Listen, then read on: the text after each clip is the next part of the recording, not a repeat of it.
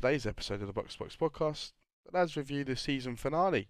They review the top four race, the race for the title, which was very interesting, and also the race to avoid the drop. On to the podcast we go.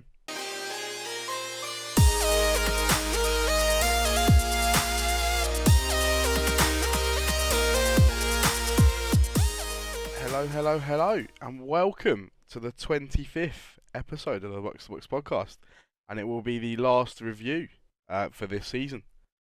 If you haven't had a chance to watch last week's game, watch last week's podcast, I should say, sorry, please go back and watch it. Once again, I'm joined by Rez. How's it going, mate? You alright? Yeah, season's over, so we're good. The depressive season over. No one likes it. No football fan ever likes it.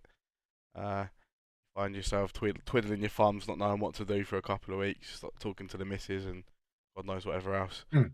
But yeah, so it was an absolute cracking weekend of football, with all three of the major honours for the league up for grabs in winning the title, the top four, which was probably pretty much the only one that was gone conclusive. And the race to beat the drop. We start off with Arsenal-Everton, which was a 5-1 win for Arsenal. Go ahead, pal. What did you think of it? It was an easy day for Arsenal, wasn't it? Yeah. I think that Everton had done their work, right? Yeah. That last weekend, it was done. And for them, I guess they're just looking at it and going, well, let's just basically kick back, relax, and then look forward to next season, try and kick on from there. So, yeah, easy day out for Arsenal. Arsenal made like work of it, to be fair. And so I don't know how much of it was Everton being poor, Arsenal being good. But overall, Arsenal were good, and they were good value for their win. Obviously, they were fighting for something, whereas Everton weren't, and you could tell. Yeah, it looked like when I used to play for Saturday League, it was after the Christmas party of the team that you were playing against. It literally looked like that. Everton just looked like they were smashed. They looked like they'd all been out for the last 5 days straight since they beat Thingy Thursday night. Was it Thursday night or Wednesday night? They secured, I think it was Thursday night. Yeah, midweek. They looked like they'd been on a bender since then. It was like they didn't even train. They just rocked up to Arsenal, like, yeah, we're playing. So I know about that. And yeah, got turned over completely. Yeah, Arsenal did very well. I don't think there's much else we can say on the game, really, is there? No, even though I don't think so. Even though it was a 5-1 and it was Arsenal battered them, it is pretty much says it all in the result. Arsenal battered them. Everton didn't offer anything, and yeah, game was over. So we'll move on to the next one, which was Brentford versus Leeds. This was one of the ones for Leeds were in the relegation fight. Leeds took this game 2-1. There's a lot more on this in this game that happened. So there's a couple of decisions. Penalty. What's your view on the penalty for Leeds? Definitely. To be honest, mate. I think so. You? Oh, I thought he took him clean, didn't he, keeper? It was the keeper's fault for everything. He did a dodgy pass to all the people on the fucking pitch you want to pass the fucking ball to. Gives it straight to Rafinha's feet. Like, the only person that plays for Leeds that you don't want the ball to go to, and he gives it straight to him. And it was definitely a pen. And then the red card, which was the most stupid red card I've seen in my life.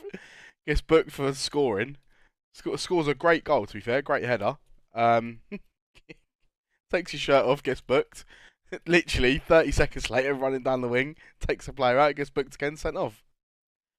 Yeah, I mean, it's a difficult one, isn't it? Because I think obviously the second booking is a booking. Yeah. Right? No two ways about it. It's a rash challenge.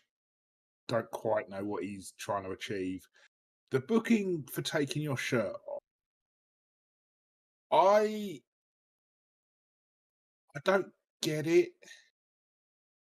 I don't really understand why it's a booking. I've never fully understood why it's a booking, personally. But say rules are rules, and yeah, he's an idiot. And yeah, but then on the game, to be fair, Brentford did have a few chances that they could have and probably on another day they probably do bury those chances and Leeds probably get relegated. But that was when it was at 0-0. To be fair, Yeah, and Leeds did score, obviously, disallowed for offside, yeah, marginal, obviously, and Leeds wanted it, right? They were well up for it, and Rafinha was excellent. he put them on his They were shoulders. just, they were just. To me, Leeds were very good, and I think that when you look at this game, and then you look at the Newcastle Burnley game, and if based on those two games, you were to pick a team, one of those, say, right, one of those two out of Leeds and Burnley going down, you'd think it was Burnley, right? Yeah, I just don't think they did much, whereas Leeds were well up for it and they were good value for their win. it didn't have I the mean, same obviously, amount of fight, Burnley. Well, it didn't look like it anyway. no, I mean, I think obviously with Burnley it's difficult, isn't it? Because their team's different. With Yeah, Leeds, they're a lot more. They've got a lot more like kind of action players, if that makes sense, like dynamic, yep, can run at people, a bit more exciting. yeah. Whereas Burnley, they're not a particularly exciting team to watch. They don't have that kind of player in their ranks. Brexit So football. I think, yeah, I think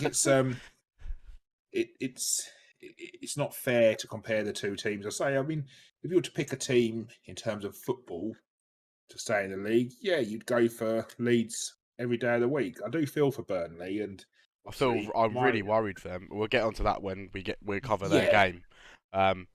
But yeah, no, I do feel like you're right. If you want a football team to be in there, you'd sort of you would rather have Leeds than Burnley style of yeah, they've got football. some great players, haven't they? I'll be surprised if Rafinha's still there. Yeah, Um, but let's talk about what it's Barcelona getting worth. him. I don't know how they're getting I all these really, fucking players when they're struggling for money everywhere. But apparently they're supposed to be sending Frankie De Jong to us because they're struggling with money. Yet they're fucking plucking out Rafinha out of the sky and trying to sign Lewandowski from Bayern Munich. But apparently they are. yeah, But yeah, so he could be on the move. And to be fair, I was half hoping they'd go down, so we might try and get him. Because you'd probably get him a lot cheaper if Leeds got relegated than if they stayed up. Um, yeah, but yeah, that sort of does that side of things. I think that covers that game off very nicely. The Harrison's goal was actually really nice as well. What a way to secure your place in the league. Right footed bottom corner. That's beautiful from a corner. That's what every centre midfielder's dream, that is. yeah. Didn't it get a nick? I thought it got They a get a nick. nick. In all honesty, Sky Sports' angle didn't really show a very good angle of I it. thought it got a slight nick. I don't think it was completely Clean. clean. Yeah. To be fair, Um, he's nowhere near my goal. I was just saying it was good finish to stay up in the league. Right, um, go on. oh no. If Yeah, it, I'm pretty sure it got a nick. okay, fair enough. No worries. Yeah. If it did, fair enough. No worries. So we'll move on to the next one. Brighton versus West Ham. Brighton took this one 3-1. I'll let you go, mate. How did you see it? Uh, Cliche game of two halves, right? Yeah, I was going to say West Ham exactly the looked same. West Ham looked pretty good first half. Brighton didn't. And then second half, all of a sudden, Brighton started playing. Welbeck's been really impressive for them Yeah, at the end of this season. He's made a massive difference. Your dad was saying last night that he's going to stay. yeah. I think Apparently, that's what my dad was um, saying to me this morning when I spoke to him on the phone. Something about Welbeck.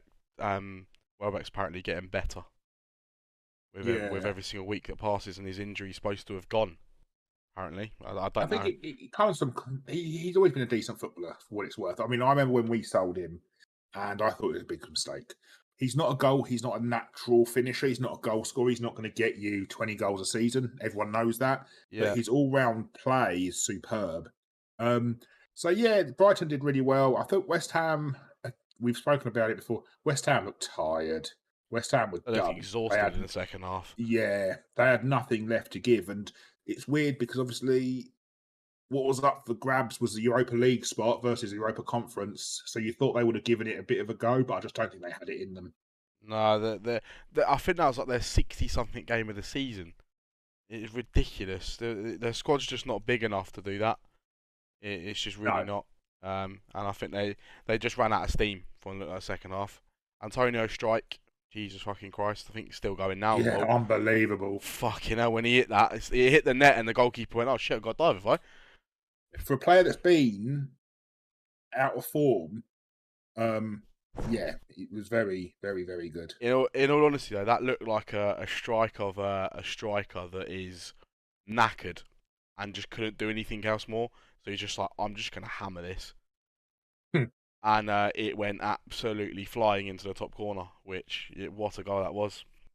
But then, to be fair, as much as I've been riding Brighton this year, you got to give it to them. You can only beat what's in front of you, and they did what was needed to get a win against a tiring West Ham.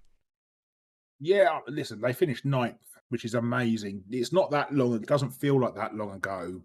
We were looking at it and going, could they get relegated? Like, could they get drawn into this battle? Yeah. Their form was terrible. They were literally one of the worst teams in the league.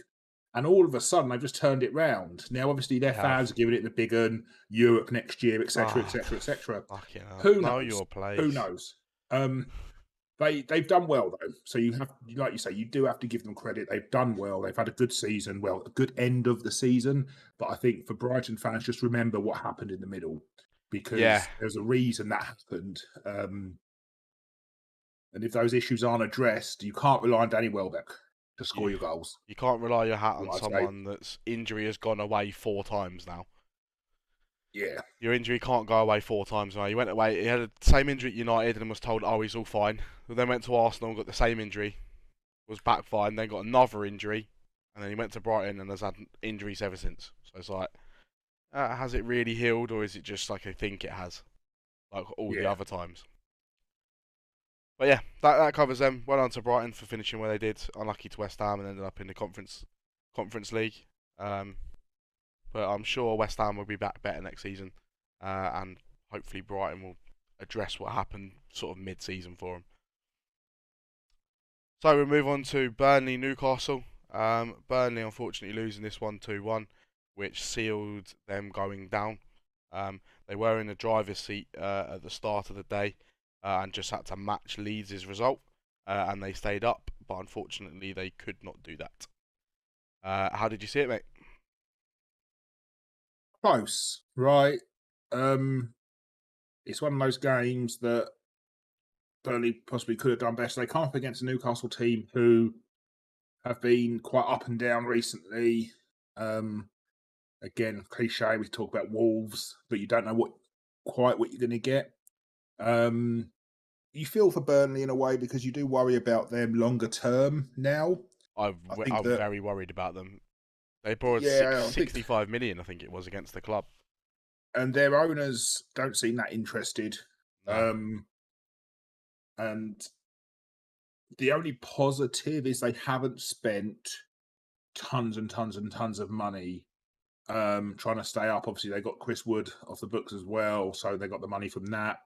I don't know how big their wage bill is, but I can't imagine it's huge. No. So I don't think that necessarily there'll be a financial worry, but you do kind of look at them and think, will they ever be back? They could be one of those teams that just don't return. Yeah, but as for the game, say they'll be looking at it and going, well, it is one of those. But then it's like pretty much every single Burnley game of the season that it's so close that you're talking such fine margins, and the quality of player becomes that much more important. And I think that on the day, Newcastle just had better players. Yeah, you're definitely right there. I don't know what would happen if it'd have been interesting to see what would happen. So I should say, if Dyche would have been in charge for the rest of the season. Yeah, well, Roy Keane went off on one, didn't he? Yeah. And talking about that, it's all hypothetical, right?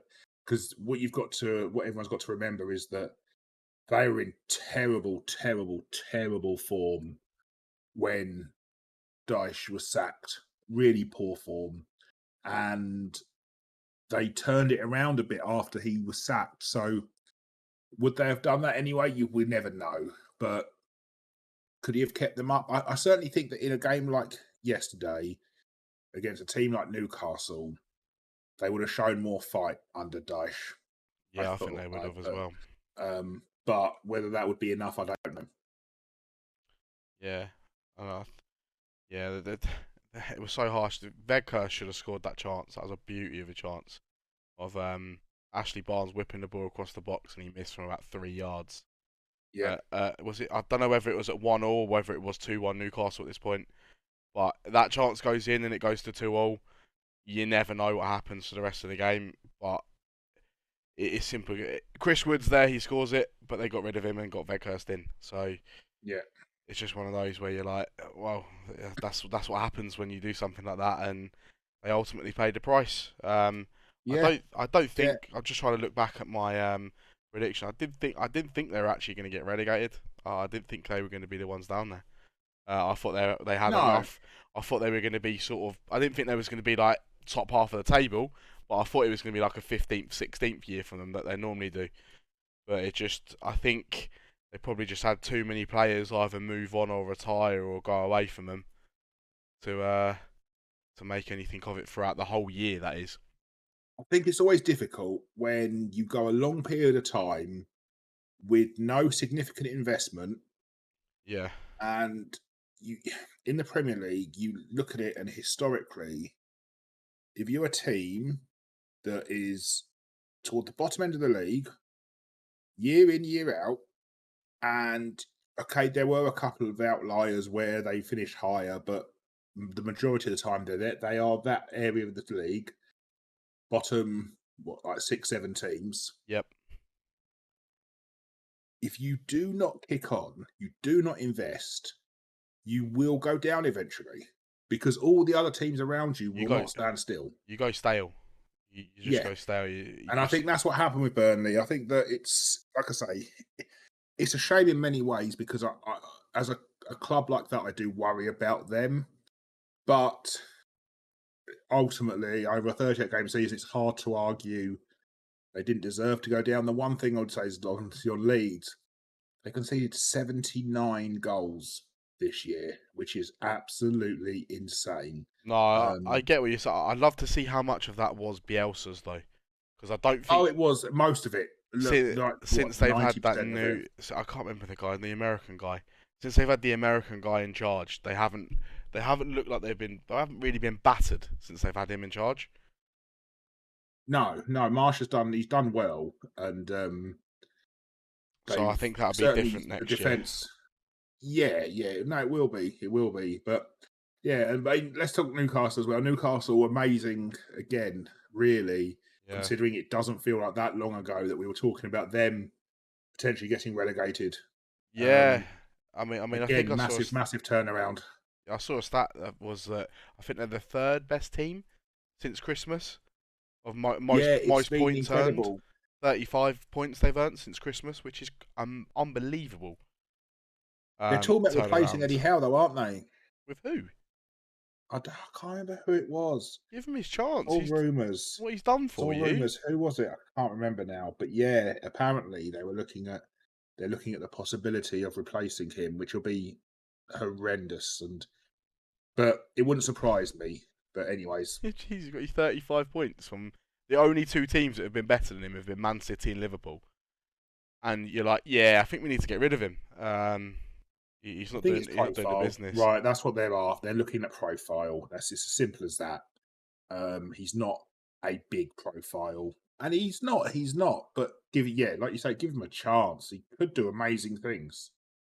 He was Uh, tipped to the top he's a good when he was at manager. Bournemouth. He looks a Yeah. good manager. He really does it, and the players play for him as well. So it's one of those where just give him a chance, and if you get to sort of midway through next season and he's sitting at one of the bottom six or something, then yeah, fair enough. He's clearly not the one, but I don't think he's going to be. I think Newcastle could be fighting for Europe next year, not Champions League that is, but like Europa League and Yeah, Conference League we'll definitely. see. Let's see who they sign. See Yeah. who they sign. Right, let's move on from that one. That's relegation done and sorted. We'll move on to Chelsea Watford. Um, I genuinely have never seen a stadium so empty in my life. Going to, I think there was about 10,000 fans there. Chelsea winning the game 2-1. Empty stadium. Look, two empty teams. They were both on holiday, in my eyes. What it looked like. Both teams were average. They both had chances to score and missed pretty easy chances. and Chelsea ended up picking it in the 93rd minute, I believe, whatever it is, from Ross Barkley. That was my view of it. What did you think of it? Exactly that. It was an open game, and like you say, both teams did have chances and everything. I think that it's a it's not what I think. Chelsea, obviously, they looked at it and they weren't going to lose third place, right? Um, even had Spurs would have needed another 15 goals to Oh, take third had Chelsea lost. So they were done. And Watford obviously well down. But Watford have done what they've done a lot this season. They make chances, they do create chances, but they just cannot put them away. yeah, And they paid the price. But yeah, it was a bit of a I don't want to say a boring game because actually it was quite exciting in many ways because it was so open. It was just two teams that just kind of like, oh well, just see what happens. But yeah, it's not a huge amount to say other than that. I don't think. yeah. I mean, maybe the rest of the Chelsea fans are at the City Stadium to try and fill that for the remainder. They switch between the money clubs to see what's doing the better. Man City did better this year, so they've jumped ship. It was just quite crazy to me to see when you're looking at the highlights and a massive club like Chelsea, and there's so many empty seats. I couldn't believe it. But yeah, that does that game. We'll cover that one off. Move on to the next one. Palace versus United. Palace taking it 1-0. I mean, do you want to go or do you want me to go? You go, mate. You go. It was basically the season in whole. United absolutely shocking. Missed two really good chances that we had. I'll say that our season's been risk chances, but we missed two good chances. Palace then started to warm up a bit, had a few chances himself and missed them. We play into Palace's hands. Palace then score. Wasn't the best goal in the world, but it was a good goal for Zaha. And we just didn't look like we were going to threaten at any point. Hannibal was the only one that once again looked like he had any fight in him. The rest of them are absolutely dog useless. Scott McTominay missing a header from 6 yards out, open. Literally no one around him. He had like a 5 yard bubble round him, and he still missed it. So he could see it the whole way. Still put it right to the goalkeeper, and we just looked terrible. Yeah, bring on next year. What about you? Yeah. Hey, mate, what about McSauce? McSauce. Like Yeah, that sauce. header shocking. Um, Fernandez, I don't know what he was doing. The pass to Zaha for their goal. That needs to be addressed by Ten Hag. What's going on with Fernandez? Why he's so wasteful? Because apparently there's murmurs now from inside the United team that they're getting frustrated by Fernandez's wastefulness. And I can understand that. I've been saying it for fucking ages now that he gives the ball away so often. Um, United had a lot of the ball, just not a lot going for us up front. Defense is an absolute shambles. I'm just glad it wasn't more than one. Just glad to see the back of the season, to be honest. Yeah, Ten Hag in his interview today looked quite good going forward from what he said. Um, I can see what they meant about the language barrier for Spurs. That he's trying, bless him, with English, but you can tell he's not unbelievably 100% confident when he's speaking it. He tries to say the minimal amount of words possible. It'll obviously get better the longer he's in England, but that was what the only thing I really took from the interview. It looks like he's got his plan. He looks like he knows what he wants to do. Um, it's good that he started 6 weeks early, and I think he's going to need to start 6 weeks early to get this lot in shape. Um, he's bringing them back 2 weeks early from pre-season, which I believe is needed as well. So hopefully it'll be good things under him. I think he knows who he wants to sign, and I think that'll probably get underway in the next sort of week or 2 weeks, and then we should know a bit more for next season. Right, that covers the United game off. We'll move to the next game. Leicester versus Yeah. Southampton. I'm back, am I? You hear Yeah, me? yeah, I can hear you. Yeah, I can hear you. Yeah, I don't know what was going on there. Suddenly it Oh, just went. Go I ahead. know you were talking about obviously Ten Hag and his conference. The only thing I'd say, Ralph Rangnick sounded really good when he first came in. There's so much wrong with United that the next 2-3 years at least are going to be so bumpy. We're going to see more games like yesterday, more games like the Brighton game until it's fixed. How he fixes it, I don't know. He's obviously got a clear idea, which is good. It's positive. So, yeah, let's wait and see. Yeah. Hopefully his idea fixes it. Right. So does United. We'll move on to the next game. Leicester versus Southampton. Leicester took this one 4-1. Go ahead, pal. What did you think? It's jokes defending, isn't it? Southampton. Vardy was on form though. Vardy played well, but just absolute jokes defending from Southampton, and not for the first time this season. Yeah. Against has been on a whole a really poor Leicester team, and somehow they end up finishing 8th. It feels like it wasn't that long ago they were down 12th, that kind of mark. Yeah. Again, it just shows that everything's been so tight this season that you put together a couple of wins and all of a sudden you're right up there. Yeah, no, you're not it's wrong. It's been really tight all the way through, other than the top 2 and the bottom 2, from 3rd to 18th. Yeah. There's like bunches of teams, and then there'll be a group, and then the gap between one group and the next group isn't huge. It's been really interesting. But yeah, Leicester did well. Southampton, again, safe, done. Again, probably looking forward to next season. But they're another one of the teams that I could see really struggling next year. I can as well. Fraser Forster's already talking about him going to Spurs as the backup goalkeeper.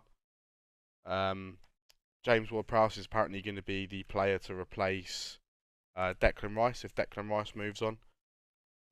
There's a couple other players at the early couple that you think do stuff for Southampton that have been rumoured to be leaving, and I think they could be in big danger of going down.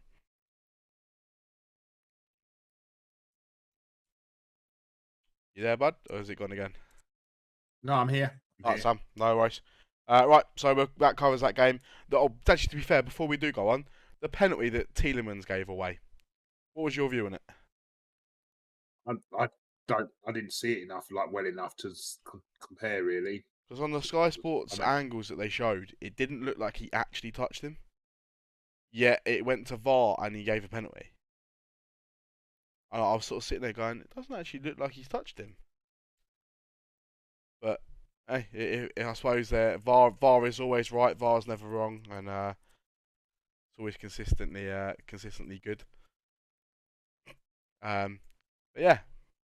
Apart from that, that covers that game. We won't get into VAR. We won't get into VAR.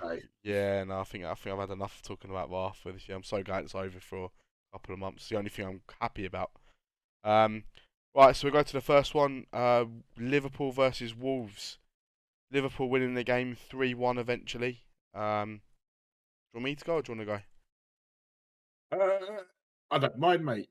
Alright, so I'll go for this one. And I'll go for this one, and you can have Cancelo's City, because I know I know you love Cancelo, so I'll take this one. I genuinely thought Wolves were going to come here and just get spanked and not worry about it, but I was the complete opposite that I thought. They went 1-0 up, should have been 2-0 up, had a number of chances in the game. They seemed to find a very good way of catching Liverpool when Liverpool were trying to play the high line offside trap. And Wolves just dink it over the top, and their player was always onside, it seemed. I genuinely feel like in another day, Wolves probably do win this game. They just didn't finish the ball well enough, and that allowed Liverpool to eventually come back into the game. They scored their goal at the right time, sort of to make it 1-1. If that went into half time at 1-0 Wolves, I think that's still a bit worrying going into the second half. especially with the high line that they were playing, and Wolves probably might have nicked another, and you never know then. Um, but yeah, that was the way I thought the game went. How about you? Yeah, listen, Wolves could quite easily have won this game.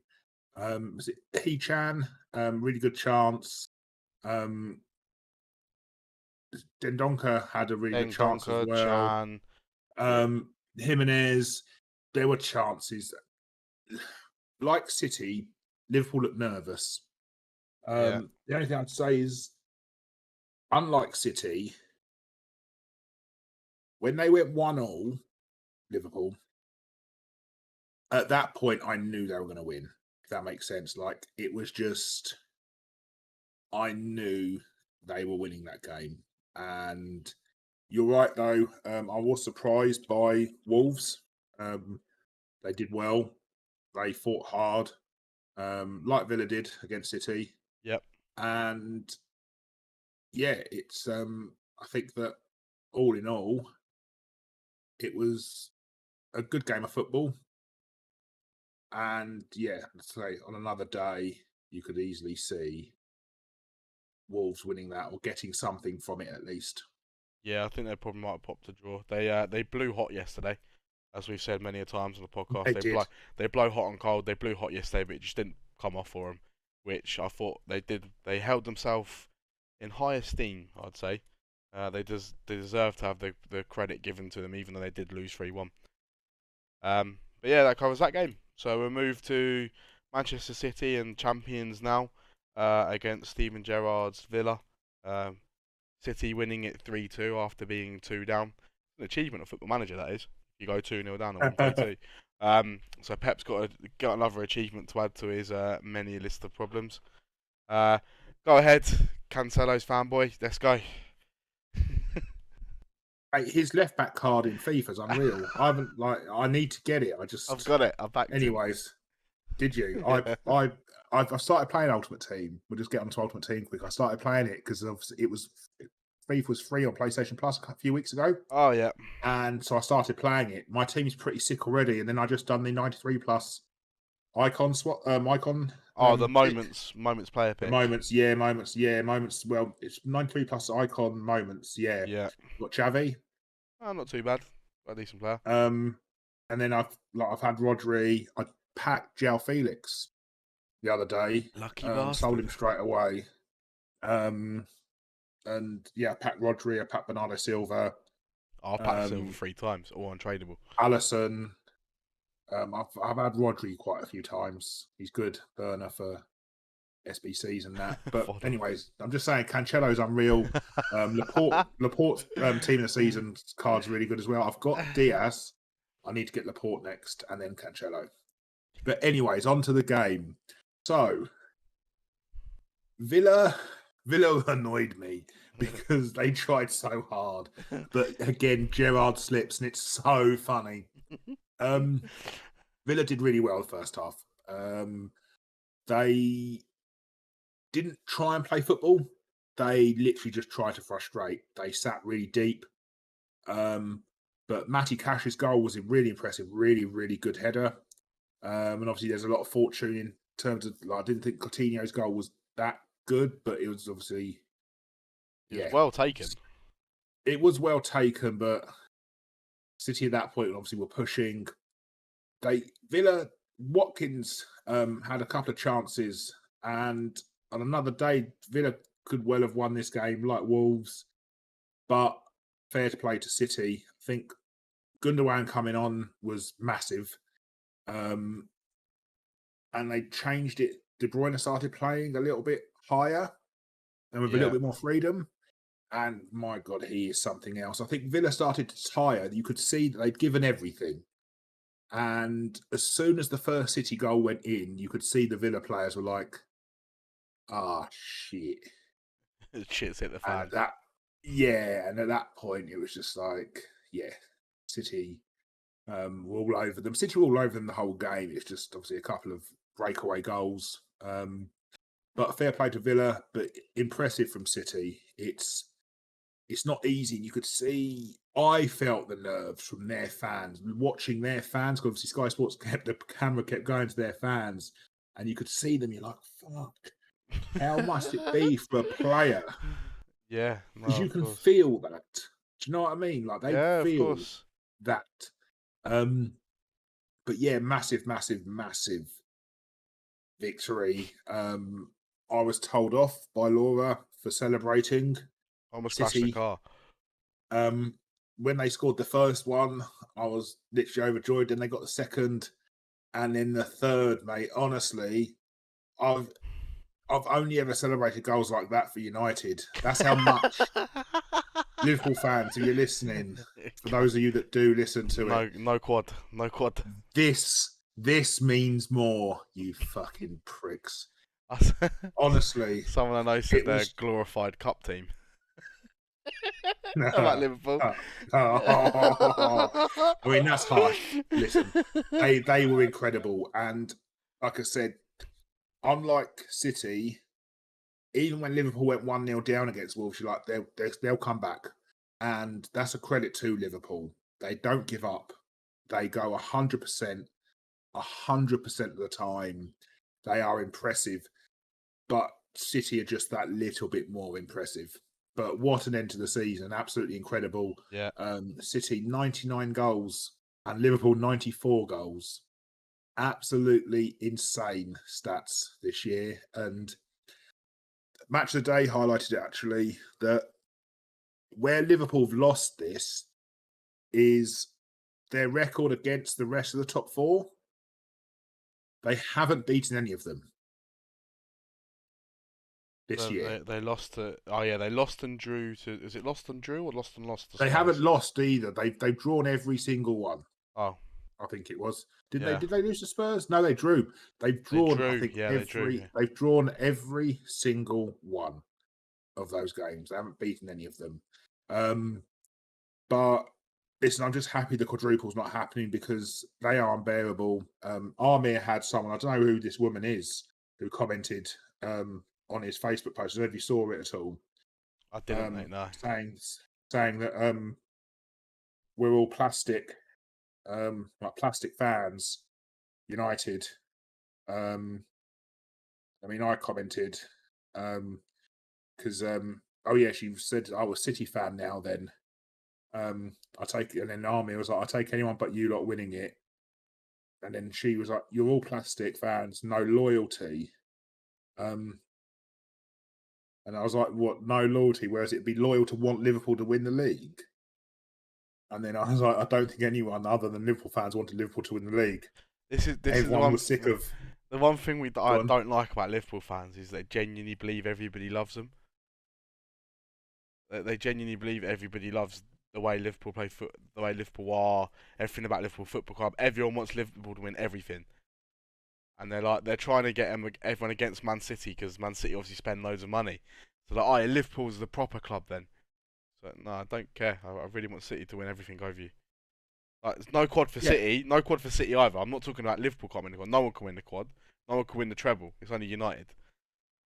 So if it happened the other way around, Yeah, listen, if it would, mate, I'd have to support. I'd be like, oh, come on, Liverpool, at least stop them doing. Yeah, we would be, but yeah, like I say, I mean, the thing for me, like I say, I wrote, oh, everyone was sick of the "this means more bollocks" the first time, and that's the problem with Liverpool and their fans. It's that entitlement, like as if they are the higher club. They're the club above all. No, mate, you're not. Get over yourselves. You were done. Well done, City. Thank fuck for Man City. Thank fuck for Pep Guardiola. Honestly, and Ilkay Gundogan. Oh, mate. What a legend. Oh, what a beautiful man. Yeah. Absolute legend. But no, it's a good game of football, though, to be fair. Like I say, I think that City really struggled to break Villa down until obviously the last 20 minutes or so. Then with Haaland, though, is scary because all of a sudden, I think that Jesus, again, he had a chance, didn't he, from about 6-7 yards out. He's going this year. Went over the bar and he's going. Arsenal, they're definitely getting rid of him for he's missed too many chances. And yeah, Haaland coming in is scary to think of what this team will be capable of, especially if Liverpool don't tie Salah down.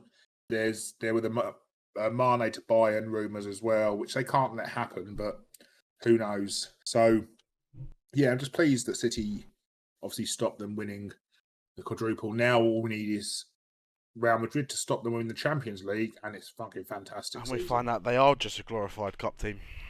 And, That's what yeah, we to be find like I out. say, you do have to give them credit because they are impressive, and it pains me to say it, but they are bloody impressive, Liverpool. Oh no, they are. I'm not. I only say it as a joke, as a glorified Yeah. cup team, but they are impressive. But yeah, just to get under any Liverpool fans listening skin.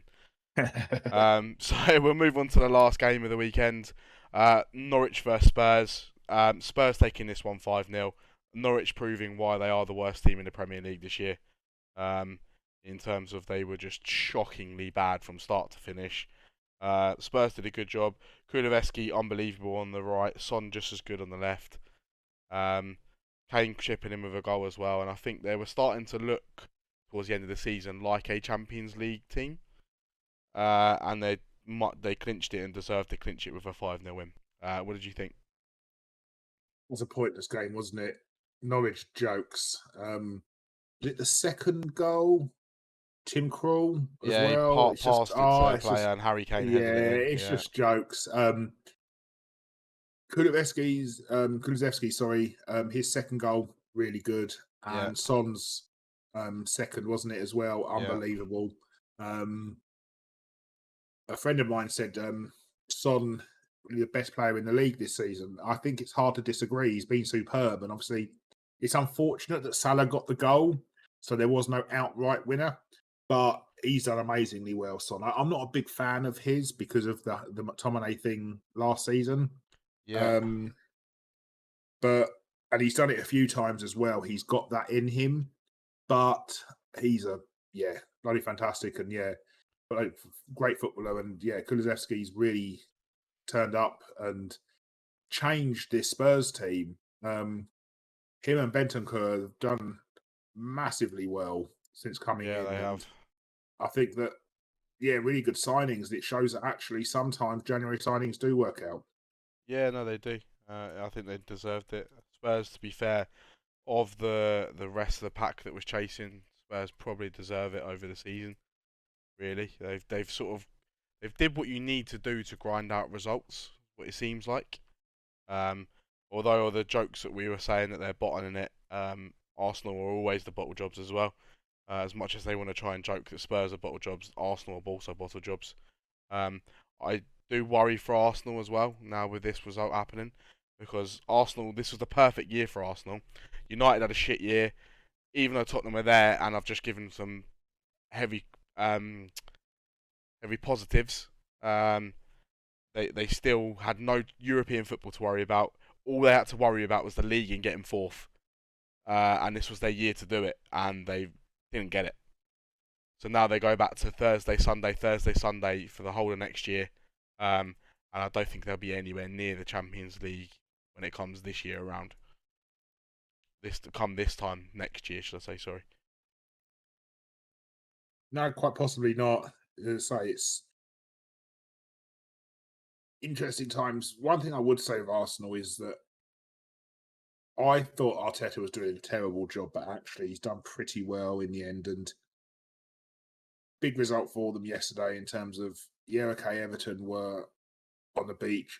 It was hard yesterday, right? Because I think obviously Arsenal fans would look at it and think, "Oh, we've got a chance," but they were playing Everton, Spurs playing Norwich.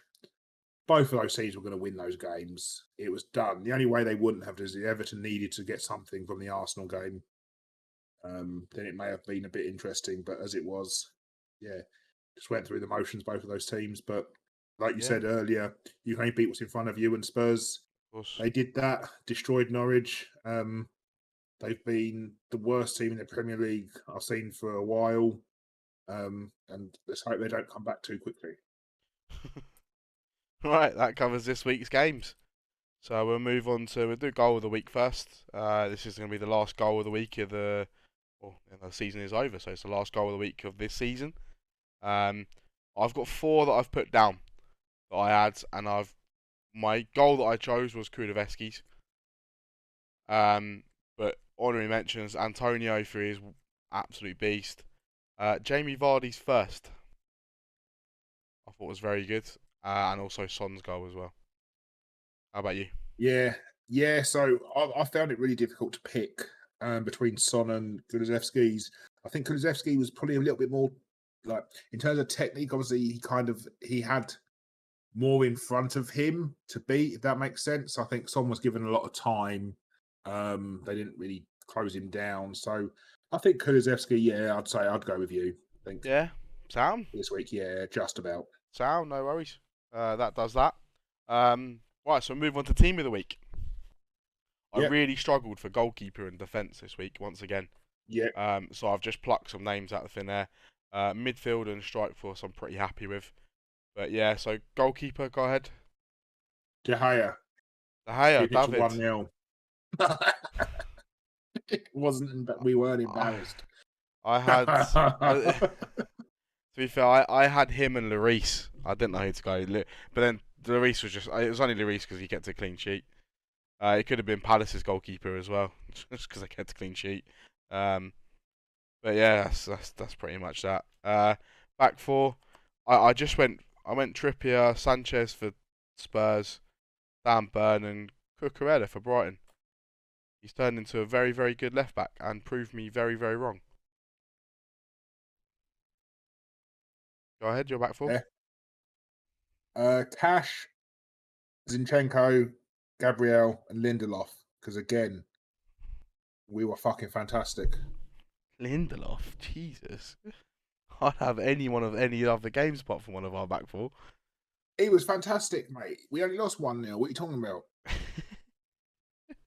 For those of you listening, yes, I am being sarcastic. No, he did not deserve to be in team of the week. Nor did David De Gea. United were a fucking joke. But the rest of them, Cash, that goal was really good goal. That Really was good well goal for a taken, right very back. well taken. Zinchenko, he came into the game and actually there was one point where he did a little run and I think he just literally took a player on. I think it would have been Cash actually, and played the ball in. You're like, oh shit! And that's when it's like they started to literally just turn the screw a little bit, City, and say he was really good. So him and then Gabriel, because he's done really well for Arsenal and obviously got on the score sheet. He's got more goals than any of Arsenal's strikers. Who's that? Sorry. So yeah. But Who's yeah, sorry, Laura's just walking. Laura's just walking through. But yeah, so Gabriel, centre back for me as well. more goals than Arsenal striker? To be fair, they don't Nice. have any strikers, do they? Lacazette. That's the problem. Yeah, literally that. But yeah, like you, the rest. It was actually difficult because there's so many players that I think deserve to be in this week, and unfortunately, obviously, I only had space for 6. So Yeah. Right. So midfield. me first. Yeah, go ahead. You go first. So I've gone Gundogan, Yeah. Rodri, Yeah. and Thiago. Thiago. Oh, okay, fair enough. Mate, that touch was filth. No, I had I've got KDB, Thiago, and I actually put Ruben Neves in for Wolves Okay. because if you I sort of decided to watch both games back properly. I go like extended highlights sort of thing, and Ruben Neves seemed to be pulling the strings in there, and played very well. And coming up against the likes of Thiago, in and around you, who's probably one of the best centre midfielders in the world, Thiago.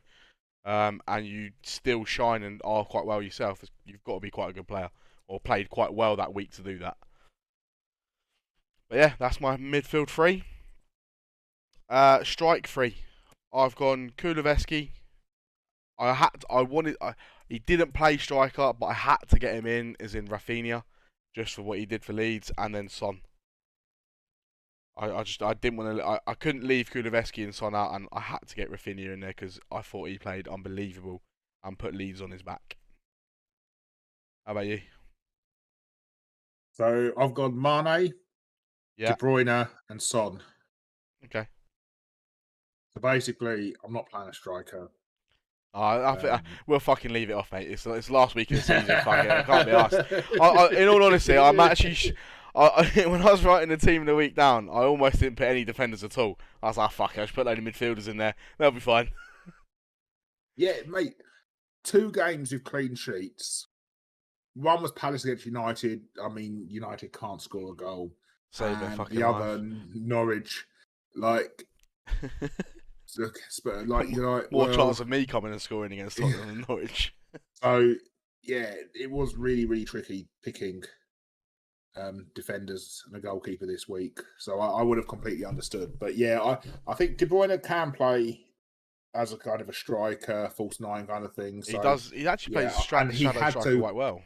Yeah, he does, and he had to be in the team because he was superb. Oh, he was He was the unbelievable. best player on the pitch. Oh, Like, he was very good. he's been something else this season. He won the PFA Player of the Year, didn't he? And He deservedly deserves so. to. He really does Yeah. deserve to. If he did win it, I genuinely haven't seen. To be fair, I'm sure he did. I'm sure I he did, didn't know. I thought they were picking it after the season had finished. But if they have picked him, It was then the other day. then yeah, it doesn't surprise me whatsoever. He's unbelievable.